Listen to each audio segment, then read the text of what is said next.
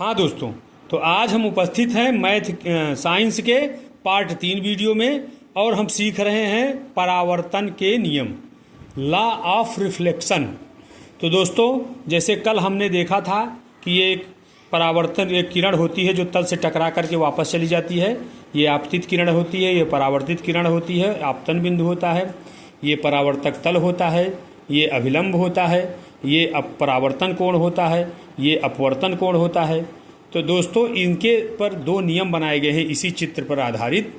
पहला नियम क्या है, देखिए, आपतित किरण, परावर्तित किरण तथा आपतन बिंदु पर खींचा गया अभिलंब तीनों एक ही तल में स्थित होते हैं।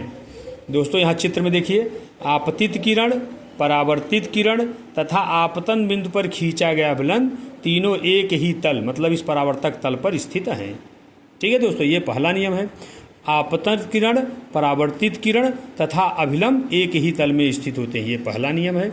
दूसरा नियम क्या है, आपतन कोण तथा परावर्तन कोण बराबर होते हैं, यह कोण इसके बराबर होता है।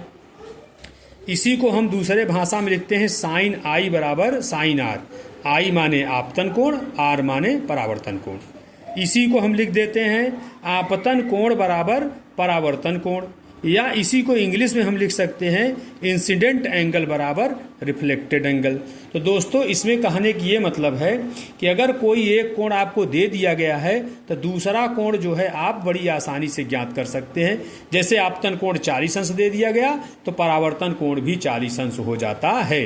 यही परावर्तन का नियम है। पहला नियम दोस्तों साफ है कि आपतित किरण, परावर्तित किरण तथा अभिलंब एक ही तल में स्थित होते हैं, और दूसरा नियम है कि आपतन कोण और परावर्तन कोण दोनों बराबर होते हैं। यह आप चित्र में भी देख सकते हैं कि ये तीनों चीज़ें एक ही बिंदु पर स्थित हैं और ये कोण आपस में बराबर हैं। दोनों नियमों को बड़ी आसानी से समझाया गया है, बड़ी आसानी से आप इनको याद भी कर सकते हैं। पहला, आपतित किरण, परावर्तित किरण तथा अभिलंब एक ही तल में स्थित होते हैं।